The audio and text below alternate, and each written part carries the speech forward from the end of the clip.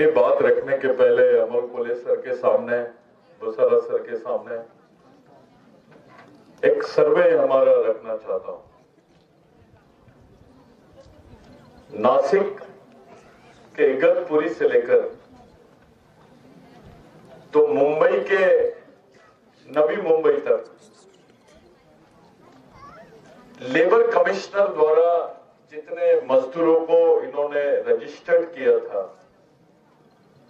उन मजदूरों में 4,80,000 लेबर आदिवासी समाज के हैं और उन लेबरों को पंजीकृत करने के लिए, रजिस्टर्ड करने के लिए एक उपक्रम हम लोगों ने शुरू किया, उसको मान्यता हम लोगों ने दिलाई। वो है संयुक्त मूलवासी कामगार यूनियन के रूप में माननीय आदरणीय शरद पवार साहब के नेतृत्व में हम लोगों ने उस यूनियन को अभी लॉन्च कर रहे हैं, जिसमें करीब महाराष्ट्र के 22 से 23 लेबर यूनियन उसमें आई है। ये पहली बार हम लोग एक्सपेरिमेंट कर रहे हैं।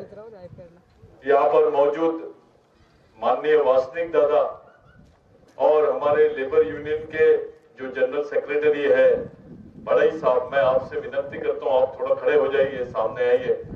और पूरे संगठन की तरफ से अमोल दादा कोले को मैं विनती करता हूँ कि आप इनका एक, वासनिक जी आप भी ऊपर आइए, सामने आइए, आप आइए। अमोल दादा कोले के हाथों से और आने वाले समय में आपके जो प्रश्न है मजदूरों के, वो अमोल दादा कोले, आप माननीय वासनिक जी और बड़ाई सर, मैं उन लोगों से विनती और उनकी जो भी कामगार की टीम है यहाँ पर मौजूद है, सबका मैं मन से हार्दिक अभिनंदन करता हूँ। हाँ वासनिक जी, ये पहली बार एक एक्सपेरिमेंट के तौर पे उन लेबरों को समाज के साथ जोड़ने का हम लोग प्रयत्न कर रहे हैं।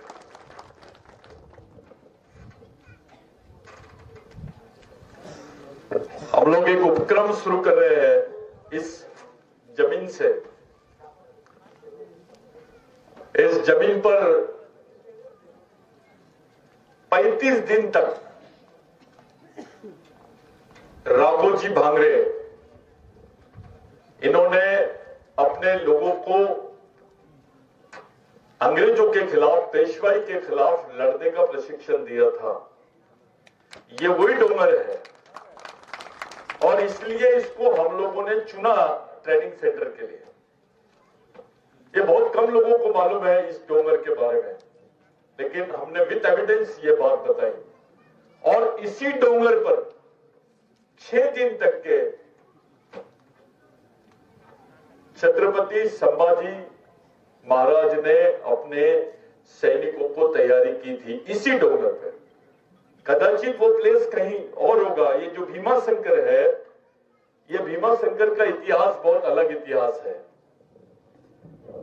इन्होंने जो 12 ज्योतिर्लिंगों का षड्यंत्र रचा, वो 12 ज्योतिर्लिंग जो है वास्तविकता में शिव कृषि संस्कृति का प्रतीक रहा है।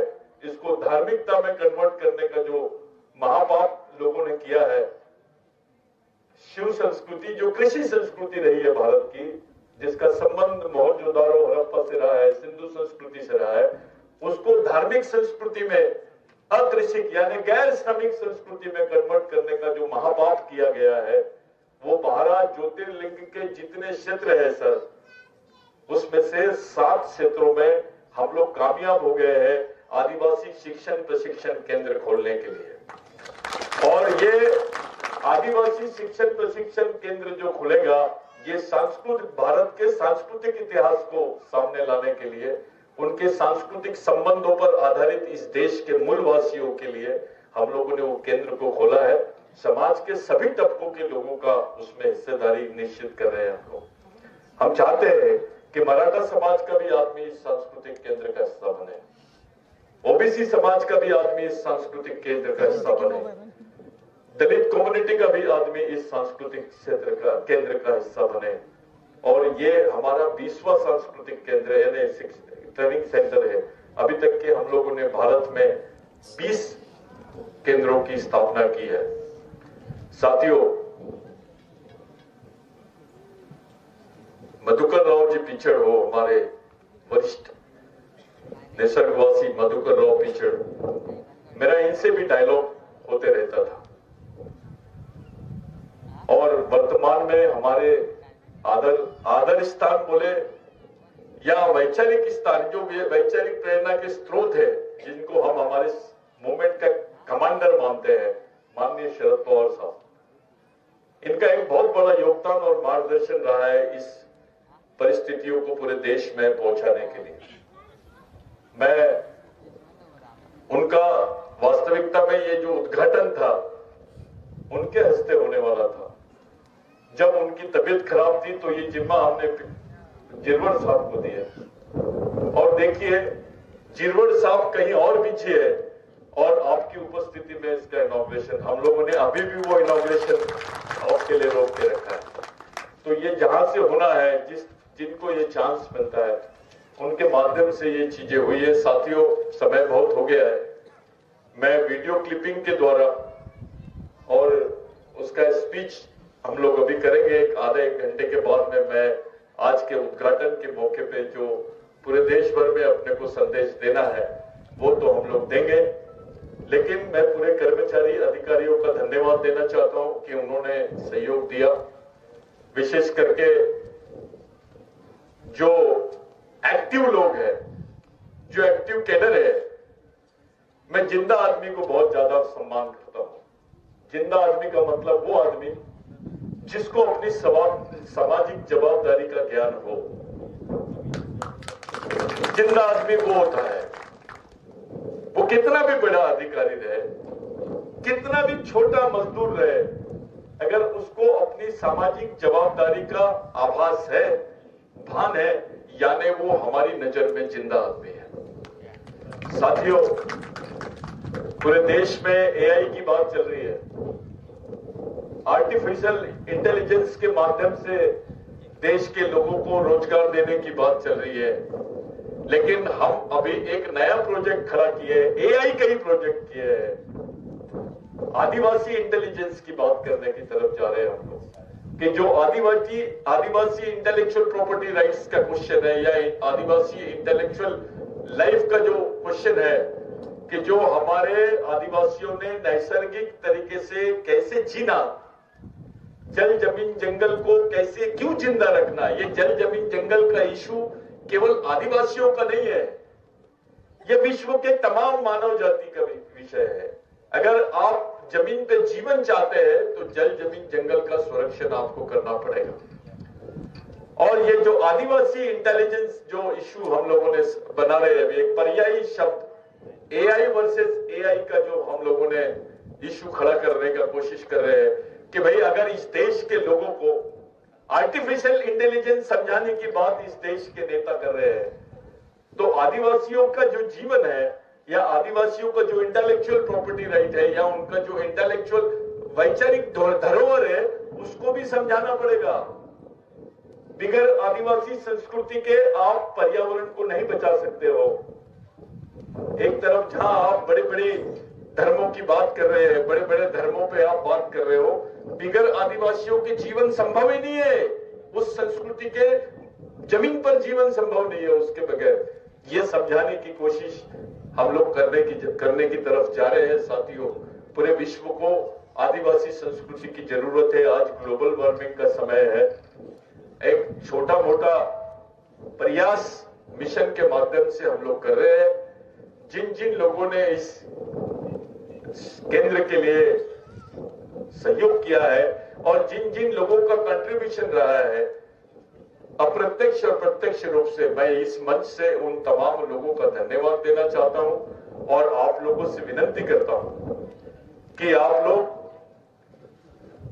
समाज के साथ ईमानदार और समझदार रहे। ये दो गुण आप लोगों ने पाल लेना चाहिए, एक ईमानदारी का और एक समझदारी का, क्योंकि जो विचार है वो समाज का निर्माण करते हैं और कुछ समय बाद समाज विचारों का प्रतिनिधित्व करता है। ये दो बातें आपके दिमाग में होना चाहिए।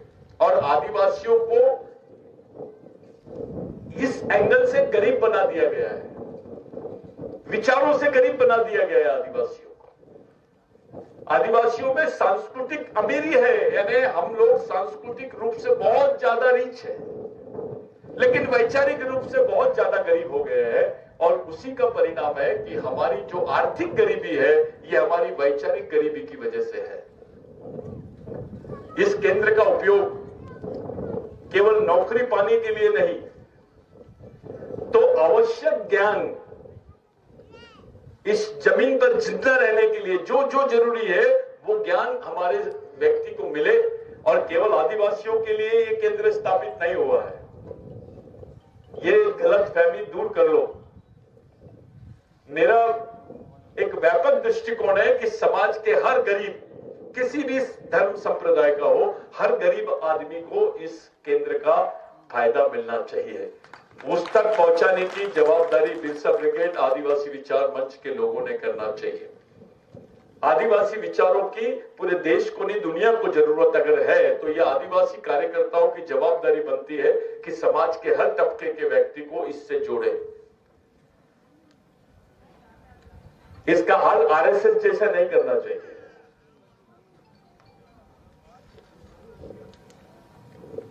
स्वार्थ और निस्वार्थ, इसमें जमीन आसमान का फर्क है।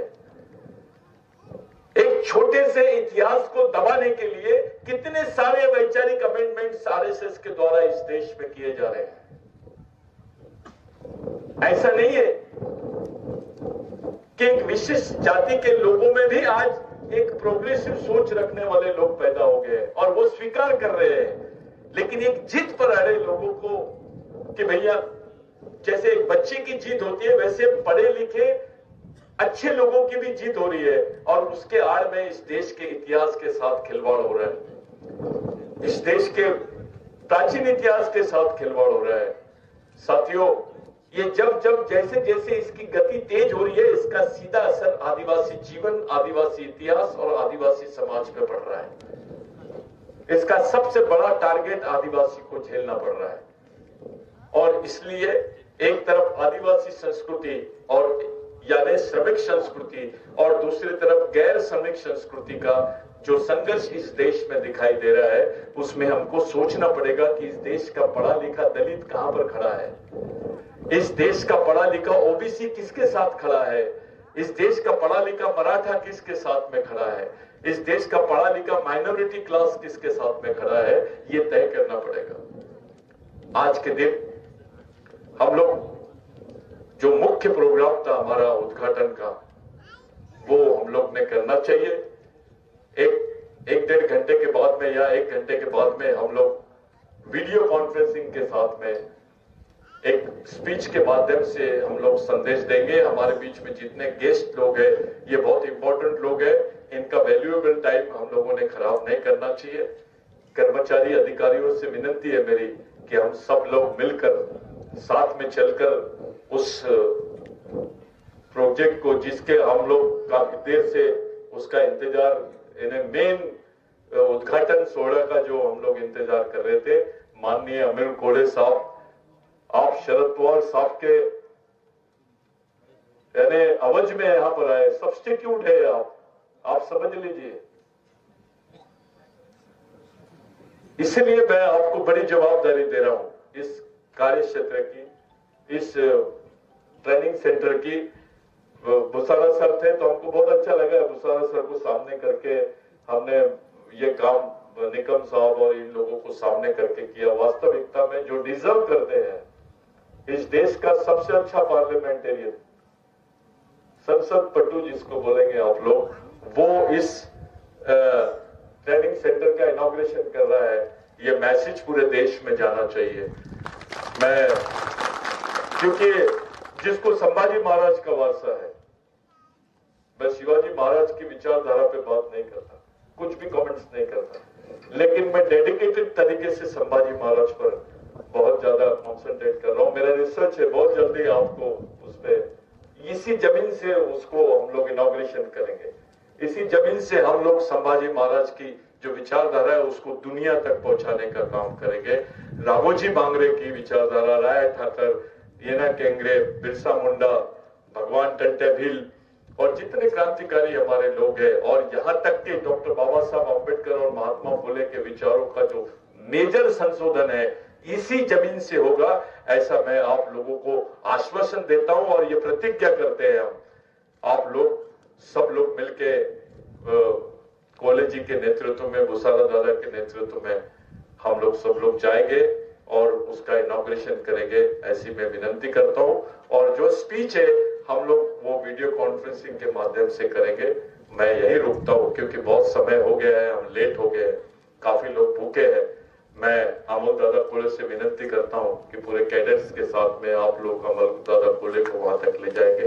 धन्यवाद।